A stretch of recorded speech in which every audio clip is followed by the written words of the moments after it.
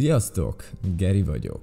Bár sosem igazán volt a stílusom mások videóira reagálgatni vagy reflektálgatni, most az egyszer mindenképp kivételt fogok tenni, ugyanis az egyik kedvenc amerikai reakció videósom és egyben nagyon jó barátom James Sullivan készített egy videót a saját real life sorozatomról, a Yu-Gi-Oh! Hungry 7 Heritage-ről. A legutóbbi videóm az pont egy izgalmas kis zenés videó ebből a sorozatból, hogyha láttad a sorozatot, akkor mindenképp megéri megnézni. Szóval a videó, amiről ma szó lesz, was Espego about to defeat Gary? James egy nagyon igényes és precíz elemző videót készített a Heritage első évadának a fináléjáról. Szóval James, engedd meg, hogy adjak neked a videó címében feltett kérdésre egy gyors és egyenes választ. Igen. Rengeteg háttérbeli tényező játszott közbe abban a párbajban, hogy az lett a végeredménye, ami. Gary egy olyan varázslappal nyert, amit Cory apjától, Tivadartól kapott. Ügyesen észrevetted azt is, hogy Gary folyamatosan fejlesztgette a pakliát, hogy hatásosabb legyen Espego ellen. Azonban azt nagyon fontos kiemelni, hogy Gary nem tudhatta, hogy milyen paklival áll szemben, mert nyilván, hogyha tudta volna, hogy Espego nem tudja megidézni a Halberd Canyont, akkor nem vonja meg magától a legerősebb kártyáját azzal a feltétellel az elején. Espego oldaláról pedig figyelembe kell vennünk, hogy ő egy eszméletlenül megtört karakter. Amellett, hogy sorban elvesztette az összes hozzá közel álló személyt, az egyetlen elismert mesterében is csalódnia kellett, akivel aztán saját kezűleg végzett. Aztán mindezek tetejére még a mostoha öccsének, Gradiánnak a halálát is végignézte, amit aztán végképp nem tudott mire vélni. Espego nem tudhatta, hogy a bestiák különböző hatással lehetnek az örököseikre. Gradián halála után az egyetlen, ami közvetlenül a szeme előtt történt, az a Daniel Focus és Gary között lévő párbaj után lévő robbanás, amikor ugyanis Daniel meghalt, de pár nappal később, amikor Espego a kórházban kereste Garyt, nyilván tudott róla, hogy túlélte a robbanást, de ebből következtethetni lehetett arra, hogy Gary eszméletlenül gyorsan regenerálódik. Túlélted a detonációt, amit a két bestia okozott, és alig 2 napon belül felépültél számos súlyos sérülésből. Na de Espego miért aktiválta a mérgező dual diszket, amivel a saját életét is kockára tette egy olyan párbajhoz, ami számára nem is volt fontos, mert már a kezében volt a metódus, amivel fenyegethette Garyt. Az egyetlen aggodalma a Quasar volt ugye a Danieles párbaj miatt, de miután Gary megvonta azt saját magától, így már simán magabiztosan beaktiválta azt a mérget.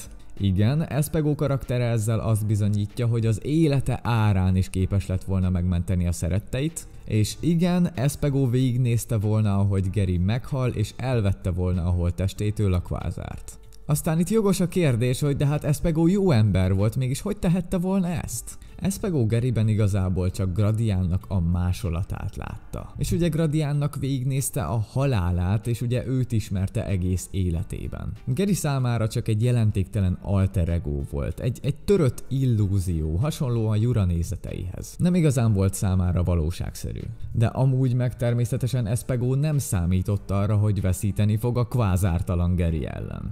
De a párbaj közben és utána nyilván realizálta, hogy Gary egy jó szándékú karakter és soha nem térne rossz útra a bestiákkal a tulajdonában, így végül minden utolsó reményét és céljait rábízta. Aztán itt jön képbe egy nagyon érdekes dolog. Mi lett volna, hogyha mégis Espego nyer? Az első akadály, amibe Espego beleütközött volna, az az, hogy nem tudott volna George dimenziójába átugrani, mivel a két megnyílt portál a saját dimenziójába volt, és már nem lett volna energiája akkorákat ugrálgatni. Aztán ugye mivel Jura beaktiválta a Dimension Explosion-t, így létrejött a hasadás, ami által át tudott menni Rico és George Garyék dimenziójában, így kb. Hasonló dolog történt volna, hogy George és Rico Espegóra kezdett volna el vadászni, és köztük dőlt volna el egy párbajban, hogy kihez kerülnek a bestiák.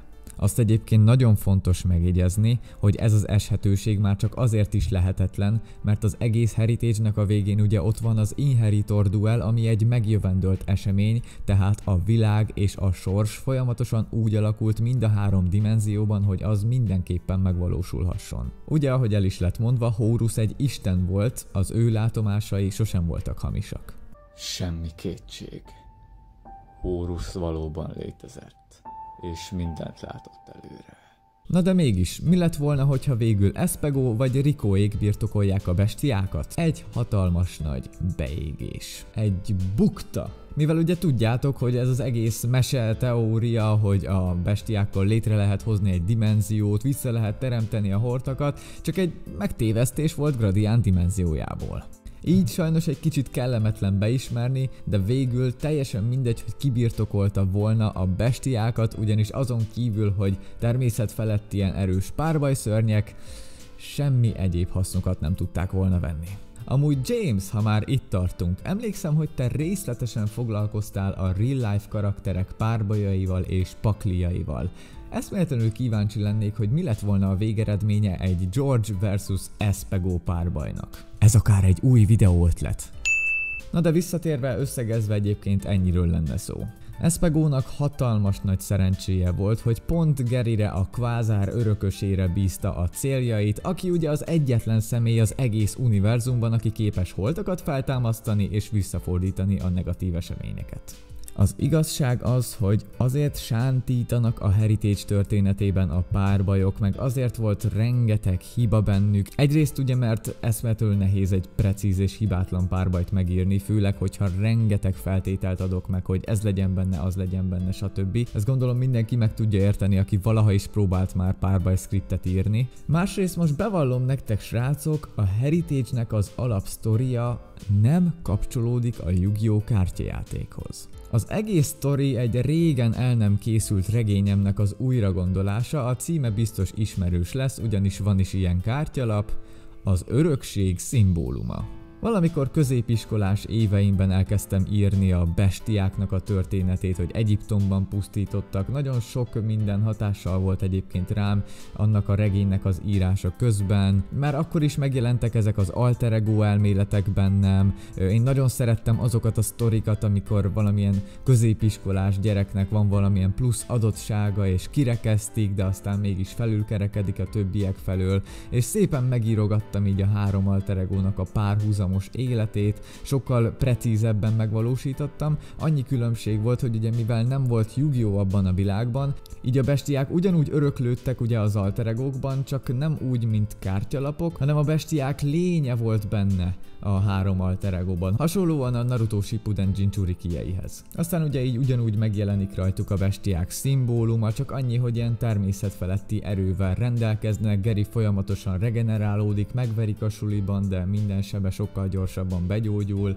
George az ugye nagyon vandál, tehát eszméletlenül rossz dolgokban sántikál, meg aztán felébred benne ugye a Red Novának az ereje, és ugye ő neki ilyen tüzes képességei vannak. Gradián pedig ez az abszolút köztes, de nagyon szépen ki volt ez dolgozva, egy Netflix sorozatnak egyébként simán elmenne, talán egyszer, hogyha úgy adódik, akkor újra előveszem ezeket a skripteket, és talán tudom nektek publikálni is, hogy bele tudjatok egy kicsit látni, de egyenlőre erre kevés esélyt látok. Na de egy szónak is 100 a vége, James, még egyszer nagyon szépen köszönöm ezt az igényes elemző videót, remélem, hogy kielégítő válaszokkal tudtam neked szolgálni. Ha bármit kihagytam volna, vagy bármilyen kérdésetek van a témával kapcsolatban, akkor jöhetnek a kommentre, mindegyiket elolvasom és válaszolni is fogok, hogyha tudok. Köszönöm szépen a megtekintést, sziasztok!